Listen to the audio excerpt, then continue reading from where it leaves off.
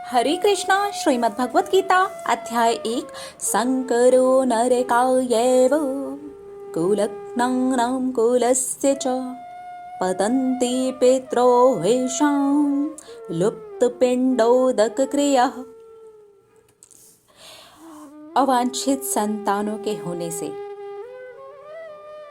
बहुत कुछ नष्ट भ्रष्ट हो जाएगा।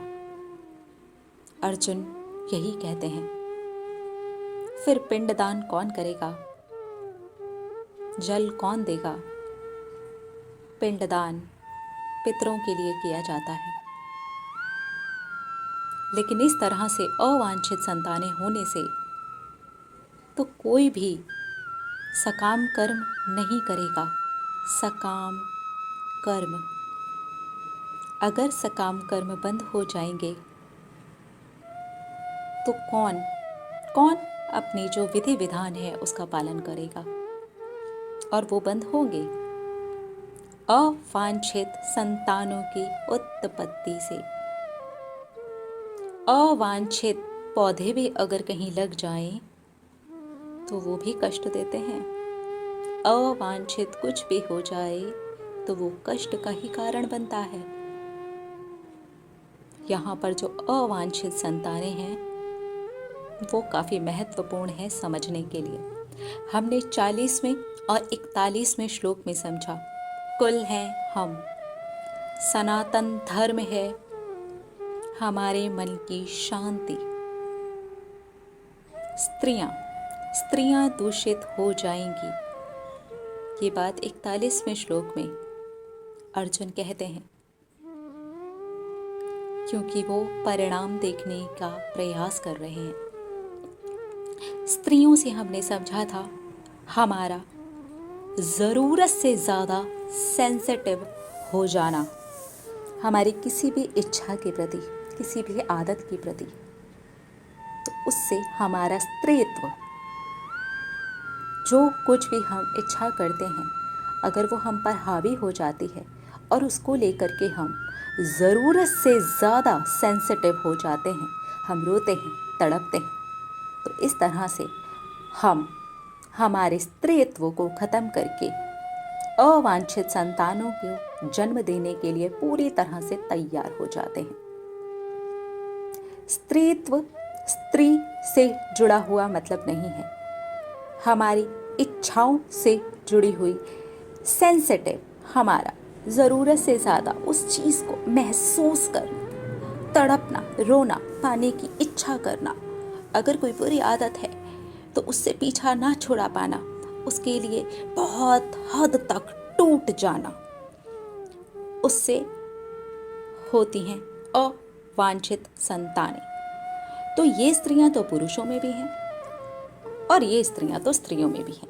इसलिए यहाँ पर ये स्त्रियां हमारा सेंसिटिव होना है। पुरुष भी तो बहुत सारी विशेष के लिए, बहुत सारी बुरी आदतों के लिए सेंसिटिव होते हैं ना।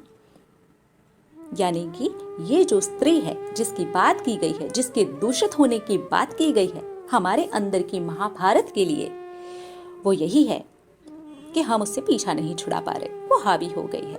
अब बात करते हैं अवांछित संतानों की। अवांछित संतानें या अवांछित कुछ भी क्या है?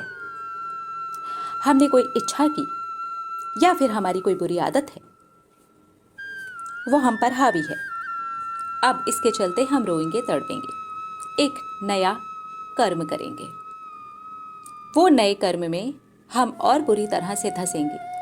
हुई ना एक अवांछित संतान पैदा। फिर हम उसके अंदर जाएंगे और तड़पेंगे और रोएंगे। एक नई ही दिशा ले लेगी वो, एक नई ही जनरेशन, एक नया ही अपने आप में कुल, जो कि एक कुल को तोड़ करके बन रहा है और पता नहीं क्या क्या बनता ही चला जा रहा है। जिसको लग रहा है वो उसके लिए बेस्ट है, लेकिन जो उसका कुल है यानी कि हम कहीं है ही नहीं। हमारी अवांछित संतानें हैं जो इधर उधर उधर उधर भटक रही हैं, कहीं हमारी इच्छाओं के रूप में, कहीं हमारी बुरी आदतों के रूप में। कहीं वो हम पर हावी हो जाती हैं, कहीं अगर वो हमें ना मिले तो हम टूट जाते हैं, बिखर जाते हैं और हमें लगता है कि हमारा तो जन्म ही इसलिए हुआ था। अगर ये अवांछित संतानों ने इसी तरह से हमारे ऊपर कब्जा जमाना, ये जो हक है ये जमाना, इसी तरीके से कायम रखाना, तब फिर पिंडदान कौन करेगा? अब बात करते हैं पिंडदान की। कौन सा पिंडदान?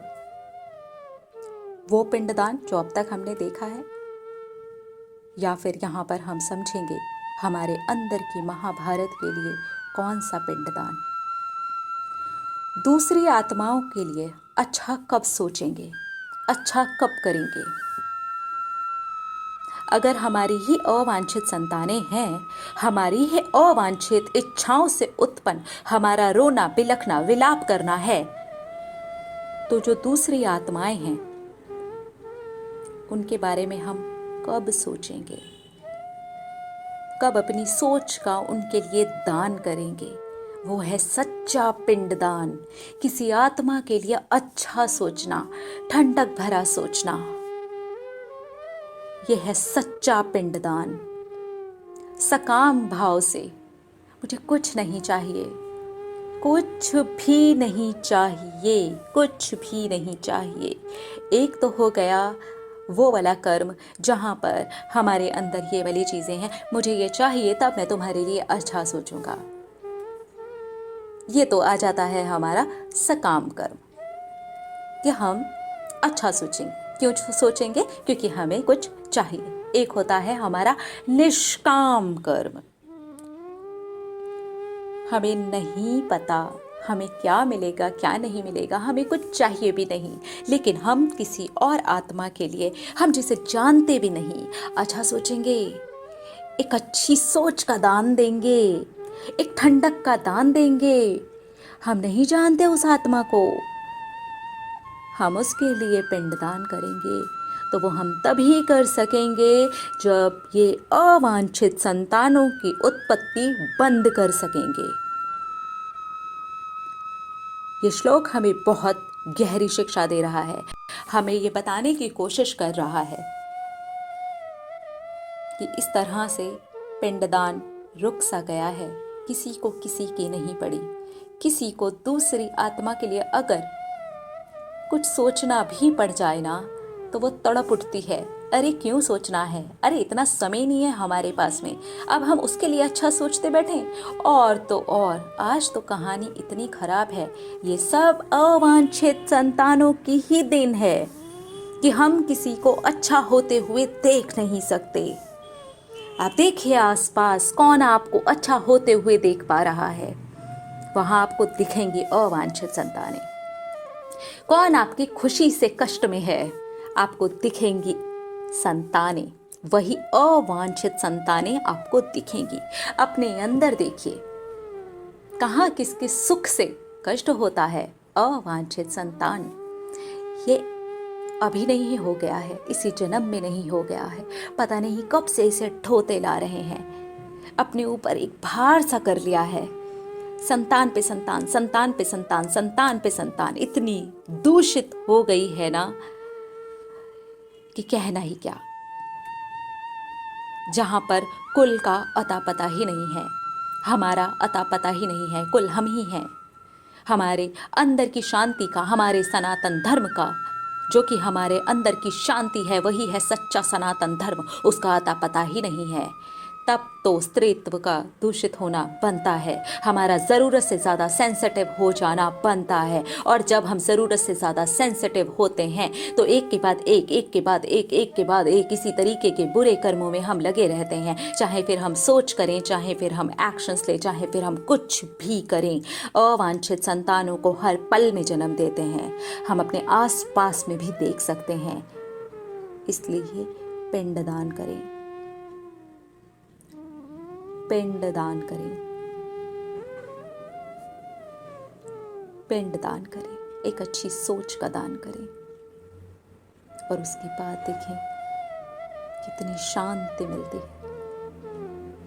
मिलेंगे अगले श्लोक में और देखेंगे हमारी श्रीमद् भगवत गीता हमें क्या शिक्षा दे रही है। हरे कृष्णा।